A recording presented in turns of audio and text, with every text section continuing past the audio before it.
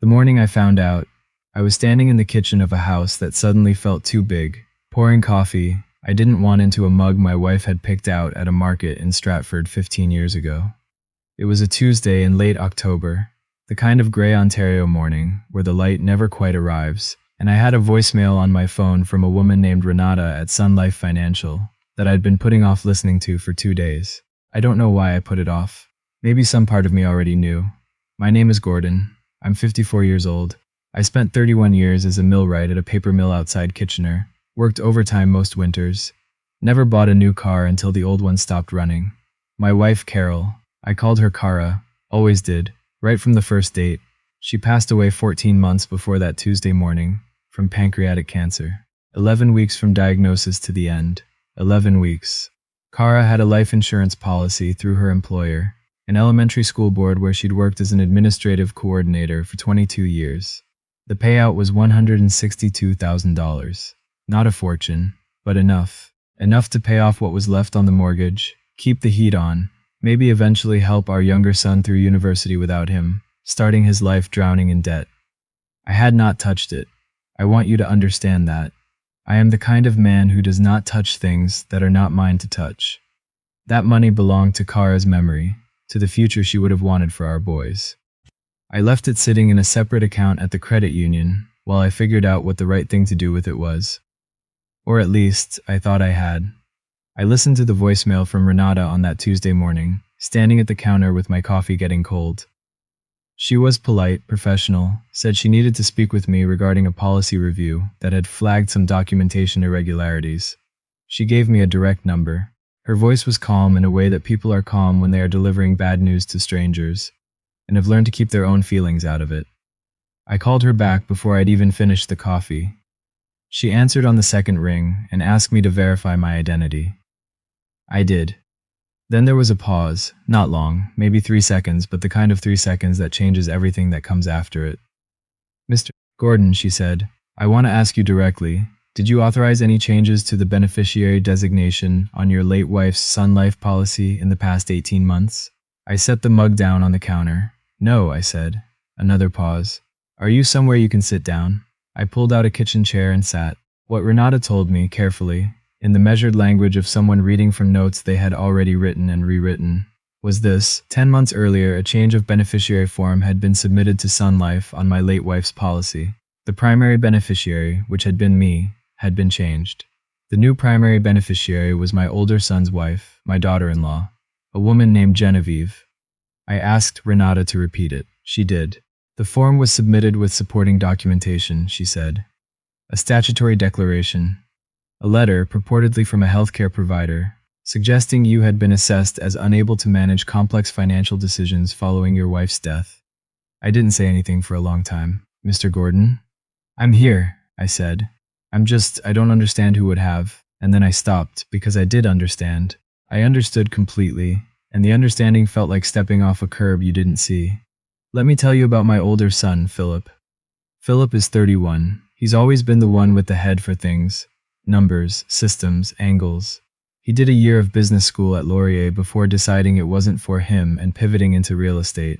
He's good at it. He'd be the first to tell you so. He and Genevieve got married 4 years ago in a ceremony at a vineyard in Niagara-on-the-Lake that cost more than my first car and my second car combined. Cara and I sat at the head table and smiled for photos, and I remember whispering to her that I hoped they'd be happy. After Cara died, Philip was the one who stepped in. He lived 40 minutes away in Cambridge with Genevieve, but he came over every weekend for the first 3 months. He helped me sort through paperwork. He drove me to appointments. When I had trouble sleeping, he'd call and stay on the phone. He sat with me at the kitchen table, and we went through Cara's things together, box by box. I gave him access to my email account to help me manage correspondence from the insurance company and the estate lawyers. It felt like the right thing to do. I was barely functional in those months. I signed things without reading them. I trusted him the way you trust a limb. You don't think about it, it's just part of you. My younger son, Marcus, I need to start over on this. My younger son's name is Owen. He is 26. He lives out in Kelowna, British Columbia, works as a pipe fitter, and spends his weekends hiking trails he photographs and sends to me without captions, just the images. Mountains, lake water, morning light on pine trees. He called me every single day for the first month after his mother died. Not every few days, every single day. He didn't always say much. Sometimes he'd just say, "Hey Dad, how's the temperature out there?" Or, "Did you eat today?" And then he'd listen. He couldn't afford to come home more than twice in the first year. Flights from Kelowna aren't cheap, and he's not making the kind of money his brother is making. He did not drive a leased Audi. He did not own a house in Cambridge. He sent me a card on the 6th-month anniversary of his mother's death, with a photograph of a lake she'd always wanted to visit printed on the front, and inside he wrote, "She would have made us all stop and really look at this." "I'm looking, Dad." I kept that card. It's still on the fridge. Philip, meanwhile, had started mentioning, gently, always gently, that I should think about downsizing. The house was too big for one person. The market in Kitchener was strong. He knew a realtor.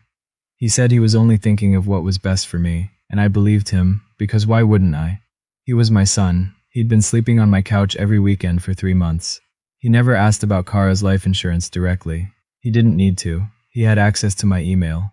What I pieced together afterward, with the help of a fraud investigator Renata referred me to, and eventually a lawyer in Waterloo who specialized in estate disputes, was this.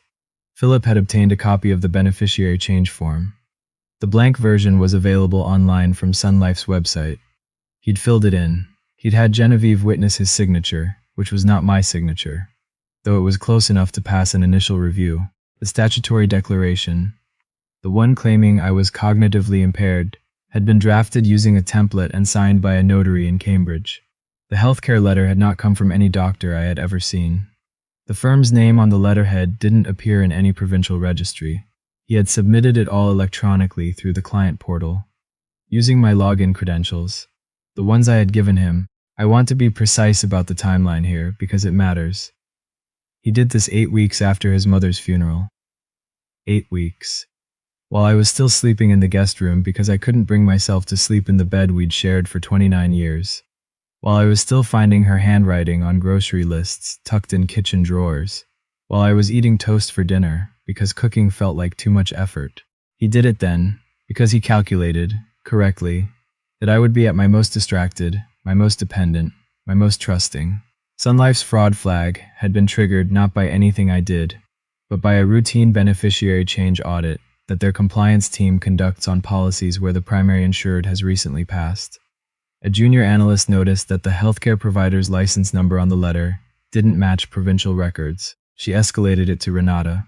Renata called me. That analyst's name, I later learned, was Stephanie. She had been at Sun Life for 8 months. She had flagged it as a precaution, not a certainty. She just wanted to make sure the paperwork was in order. I think about her sometimes. This young woman sitting at a desk somewhere in London, Ontario, or maybe working from home, going through a stack of files, and she sees something that doesn't quite add up, and she doesn't let it go. She could have. The form had cleared 2 other checkpoints. She could have said, "Not my job, not my call, move on to the next file." She didn't. I don't know what kind of morning she was having. I don't know if she has any idea what she actually did for me that day. When I hung up with Renata, I sat at the kitchen table for a long time. Long enough that the gray October light shifted to something darker, and I realized I hadn't turned on any lights. The house was dim and very quiet. I could hear the furnace cycling on. I didn't call Philip. I want to be honest with you about why. Part of it was shock, the pure animal shock of it, your body just refusing to believe what the facts are telling you. Part of it was that I kept finding explanations. Maybe there'd been an administrative error. Maybe someone had used his name somehow. Maybe there was a piece of this I didn't understand. But a larger part of it, the part I'm least proud of, was that I was afraid of what would happen to my family if I pulled this thread. I had already lost Kara.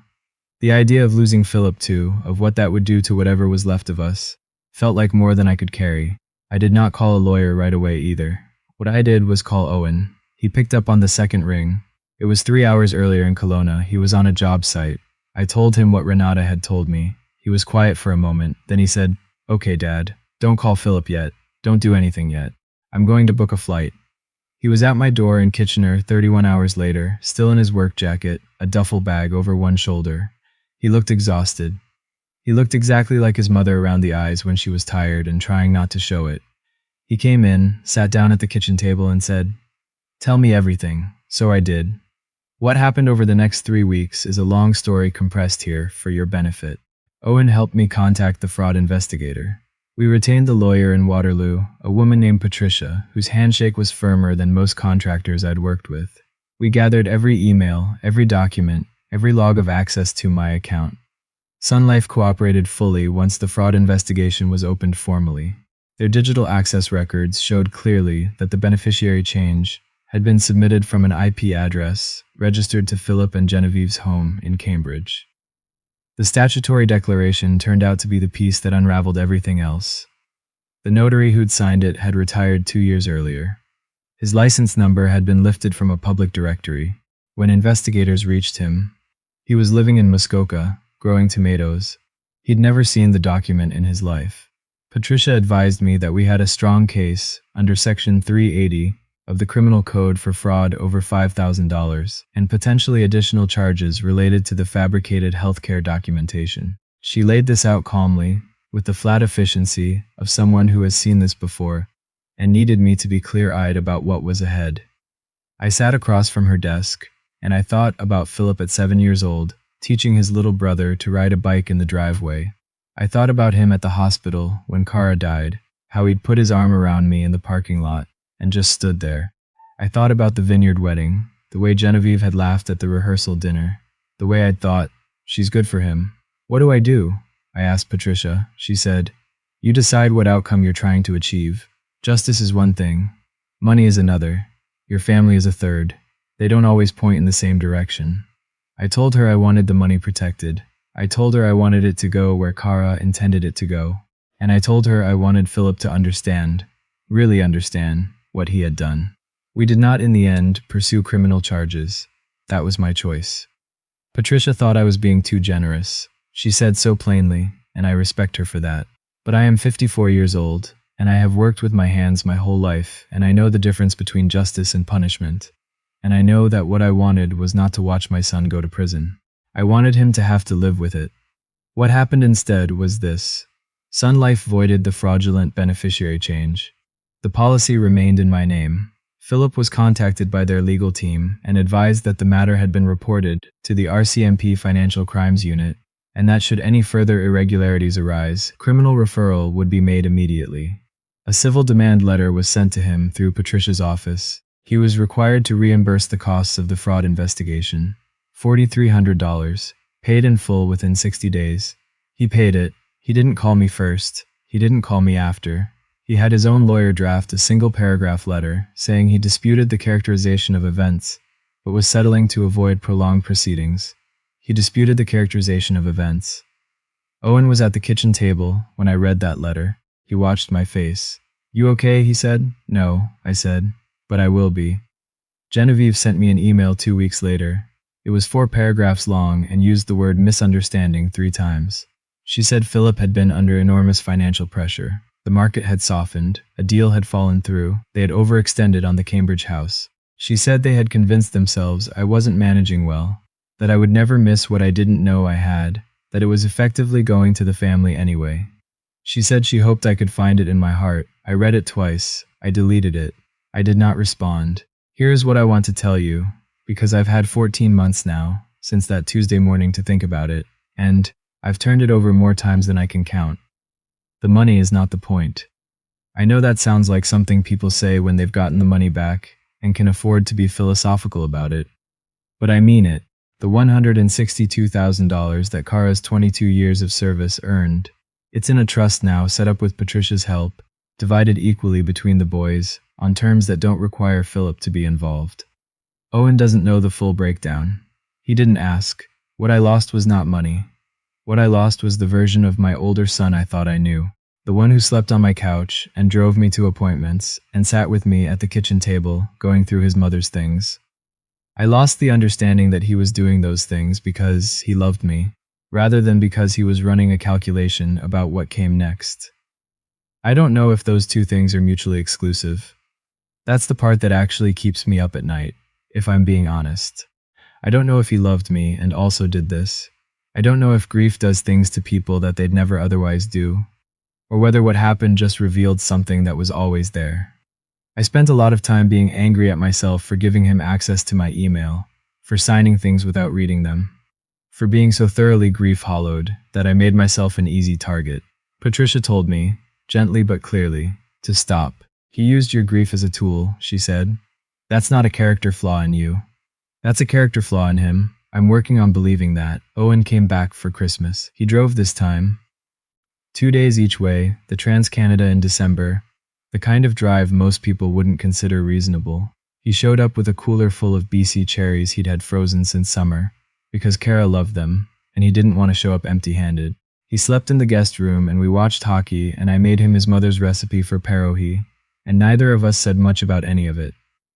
On the last night before he drove back, he said, I've been thinking about transferring to a crew in Hamilton. There's a foreman I know who'd take me on. I told him he didn't have to do that. He shrugged. The mountains will still be there, he said. I'm not sure you will. He said it without drama. He said it the way you say things, when you mean them too much to dress them up. I didn't say anything back for a minute. Then I said, You'd miss the hiking. Yeah, he said.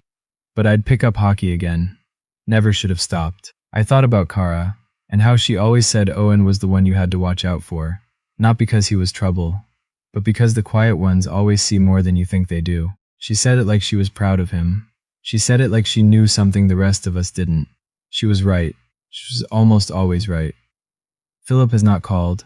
I don't know if he will. I've thought about what I'd say if he did, and I don't have a clean answer. I don't have a speech prepared. I'm not sure what it would take to rebuild that, or whether it's even something that can be rebuilt, or whether some things, once they break the way this broke, you just carry the weight of them differently. What I know is this. The day that Stephanie at Sun Life looked at a piece of paper that could have been someone else's problem and decided it was worth a second look, that was the day that everything my wife worked for stayed where she intended it to stay. A woman I've never met and will likely never meet, doing her job on a Tuesday morning, made a decision that protected what was left of my family. I got her name from Renata. I wrote her a letter, not an email, a letter, the kind you write by hand and put in an envelope with a stamp. I thanked her. I told her what she'd actually done, not the procedural version of it, the real version. I don't know if she got it. I don't know if people send letters anymore. I like to think she did. The house in Kitchener still feels too big for one person. Owen still sends me photos with no captions. Mountains, lake water, morning light on pine trees. I still make too much coffee every morning. I still find Kara's handwriting sometimes, on a notepad in a drawer or the back of an old envelope, and I still stand there holding it for longer than I probably should. But the money is where she would have wanted it, and the son who would have taken it is the one I still talk to every day, even when there's nothing much to say. And the other one, the one I thought I knew, the one who slept on my couch and sat with me through the worst weeks of my life while already planning what came after them, is a question I don't have an answer to yet. Maybe I never will, but I've stopped losing sleep over not having one. And some mornings, when the light finally comes through the kitchen window, and the coffee is hot, and the house is quiet, in a way that feels like peace instead of absence, I think that might be the closest thing to justice I'm going to get. And most mornings, it's enough.